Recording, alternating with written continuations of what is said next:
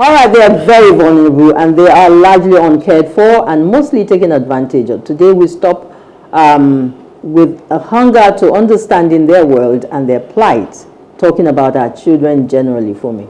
So on this program this week, we come crying for attention on behalf of the children. So like I said earlier, our first topic is help. My child is a drug addict. And our second topic is on protecting special needs children from abuse.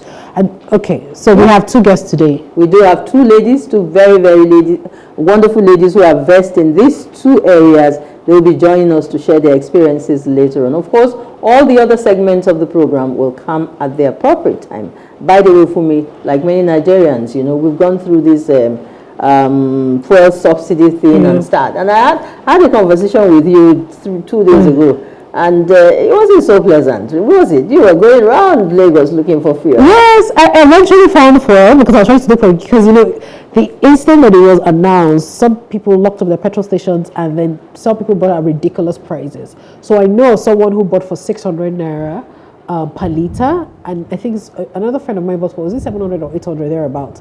Per liter. So when I heard that, I was like, okay, I don't think I want to buy for that price. So I had to go around town, and because fortunately for me, just before the announcement, I had bought fuel on Saturday. When we left the show last week, I went to buy some fuel in my tank, and then on Sunday I think I just topped it up. So when I didn't even really need fuel. So when I heard the announcement, like, you know what, I have to go and start looking for fuel now before it becomes a crisis situation.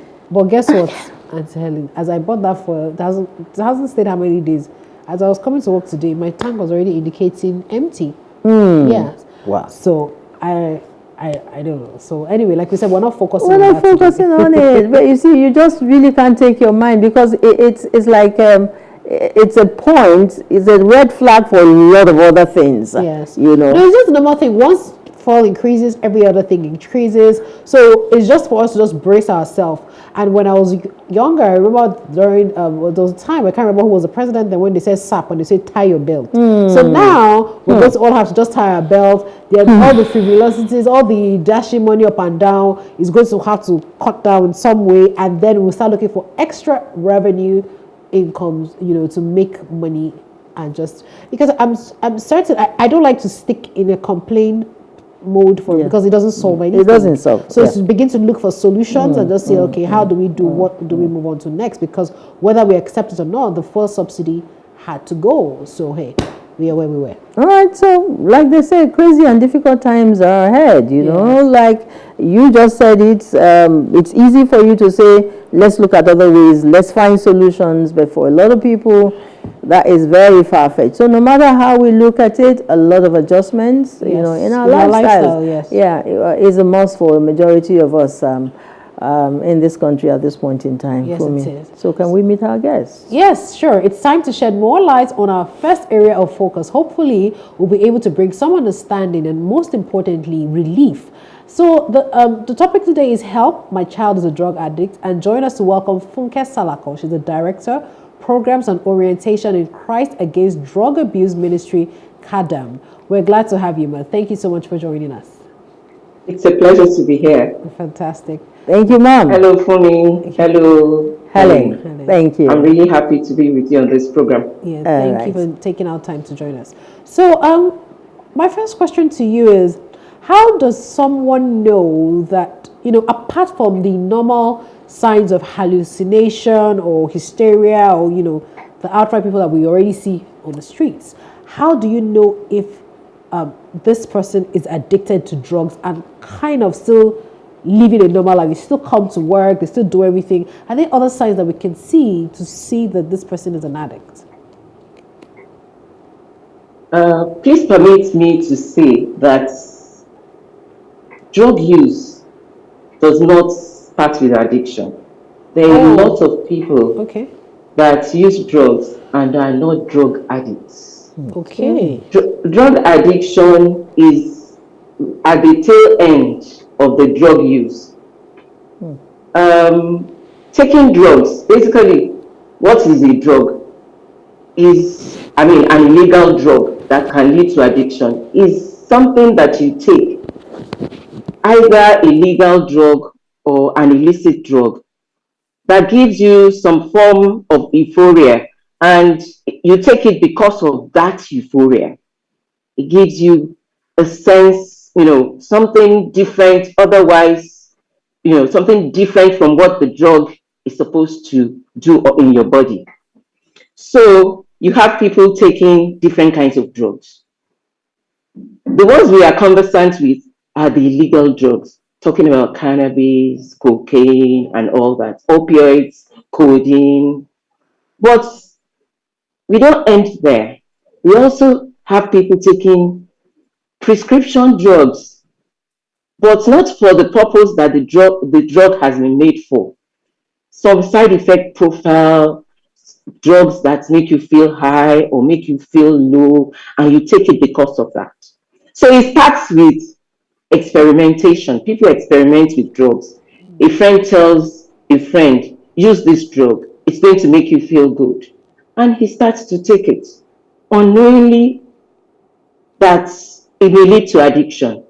So most of our children, most of them still fall under social users. They're experimental users of drugs. They are not addicts, but it is a dangerous trend because you're going to move from being an experimental user to an addict. So the important thing for the family is to nip this in the bud at that experimentation stage. And I am a director in charge of prevention. I am even saying that they shouldn't use it at all. Because why are they experimenting? It is because a lot of them don't know the implications of their actions. So they get into it unknowingly. Some people get to use drugs even in parties. They take drinks in parties that has been laced with drugs. They take cookies that has been baked with marijuana, and then they start feeling high and enjoying the party, not knowing that they are under the influence of drug. And what happens is that the next time they seek the same thing, they want to have that high, they want to have that energy to enjoy themselves, so they seek the same. So you see them going back to get more, they go back to get more, then it comes to a stage that they become addicted. Okay. Addiction on its own is not something they plan to get into. They just walk into it unknowingly. You take a drug, you feel good, you say, this thing gives me a good feeling, it gives me a good feeling. Then all of a sudden you keep taking it, and there comes a time you cannot do but take it. You just have to take that drug because you will not feel normal unless you take the drug. Then you have become an addict. So for me, for the family, we need to know the signs when our children start to take drugs, even before they become addicts. We need to know the signs and try to stop it as soon as possible. What are the common signs? Okay, we will get to the signs in a moment. We want to take this in one step at a time. We will get to the signs and the symptoms, that the family would observe in a moment. I'd like to ask at this point in time, have we gotten to that place as a people in this society? Because the topic is help. My child is an addict. Have we gotten to that place where a lot of families or parents or words, are that courageous enough or that informed enough to come out clean and declare that a member of their family is an addict, in the bid to seek for help? What's the statistics? I'd like to know. The UNODC, that's the United Nations Office for Drugs and Crime, did a survey in 2018, or published a report in 2018, which says that 14.3% of Nigerians actually use drugs, translating to 14.4 million people, which is very, very high when you compare it to the global average of about 5%. So obviously, a lot of people are using drugs. And even in that report, it says that the drug use is most prevalent amongst people aged 25 and 39. Okay. That is the use age. That is the productive age. So no doubt, a lot of families are suffering under the burden of drug abuse. But the problem is, because of the stigmatization, people are not coming out to talk about it. People are shy. They are ashamed to share their pain. And this is worrisome because a problem shared is half solved. And that is why in our ministry we are saying, let's talk about it. Okay. If you have a problem, because some of them have not even gotten to addiction, they are just abusing some drugs. And once they can get help at that time, then they will not move to addiction. Because when it becomes an addiction, it's a different kettle of, it's a different problem entirely. So we are saying that people should actually reach out. If they have this problem, they can come to a ministry like ours, Christ Against Drug Abuse Ministry. We will counsel the child. We will look at what help we can give to the child. And then we can make, the progression. We can stop the progression to addiction. It's quite worrisome. The kind of things we see in our office is quite worrisome. And a lot of people that are addicts at this time and are suffering from drug use disorders is because we left it too late. We left it too late. Parents need to, really reach out for help. And even the children too, if they are old enough, they can walk into centers where they can get help. And sure they will get help. Okay, so I wanted to find out from you, you were talking about the signs earlier on, so I want you to go through those signs now. What are the signs? So before a child becomes an addict, they become like a social user, not even a child, not everybody. There's like a social user, just in parties, little cookie here, little cake there. But what are the signs we should begin to look out for to see that this person is probably a social user and then might be turning towards an addict? Thank you.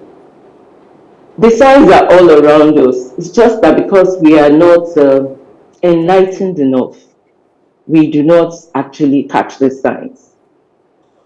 For instance, if you have a child that is otherwise very friendly, very extroverted, and all of a sudden the child becomes introverted, he wants to keep to himself. He doesn't want to, share in family time. And he just wants, he's closing up. It's a sign that something may be wrong. I'm not saying that it has to be drug, but it's a check, it's a red flag to say, what is wrong with this child? Why is this child moving away from us, from society? Why is he keeping to himself? He keeps his door locked. You can't access his room or her room. It's an indication that he's hiding something. Can parents please check if this is true? Another sign is that your child now comes with mood swings. Today he's happy, tomorrow he's withdrawn. It could be part of the effect of the drug. Some drugs actually make you feel very high. Some actually, makes you really go like you are going into depression, feel low. So when you see such swings, then it's time to check as well. We cannot even tell. This one is so common. The child is always with bloodshot eyes. The eyes are always red. Sometimes it could be as a result of the drug he has taken. Then also you have a child that is otherwise very good in his studies. He does very well in school. And then his grades start to drop. You see an A student becoming a C student, going down to a D student, then there's a problem. Because what happens is that when people take drugs, it acts on their motivation level. They are not really driven to do much anymore because they feel that they are so cool at the level they are. So they are not driven to achieve. That is one of the effects of drugs. So you see a lot of them dropping out of school and saying that there's no big deal about school, they are okay. So that's where it starts. The brain starts to drop. Please go to school, what is happening? And then start checking also what is happening to your child.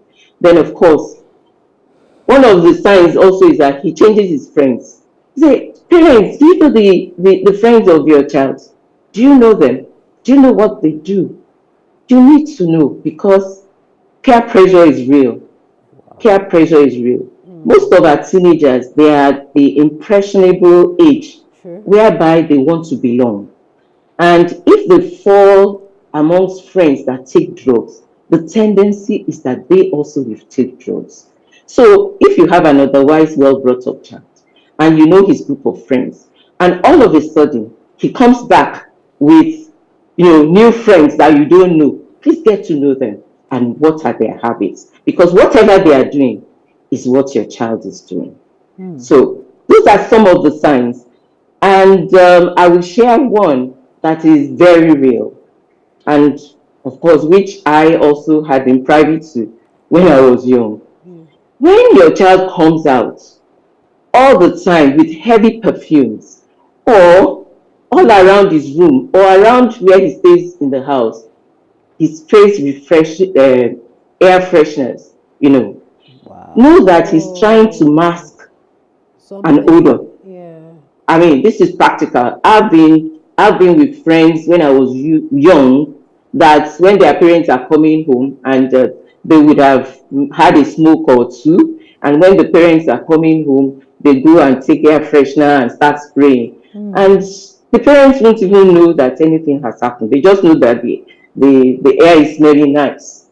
So I mean, these things are really practical, and we should be mindful of them. There are signs that we see every day. But when you see a child that takes a bottle of Coke, or sorry, not Coke, a soft drink, and he keeps drinking it for 1 hour, you know what they do? They mask the drug. They put the drug inside the drink, and they keep taking it. And you just think they are taking a drink, but there's something inside it that they are taking.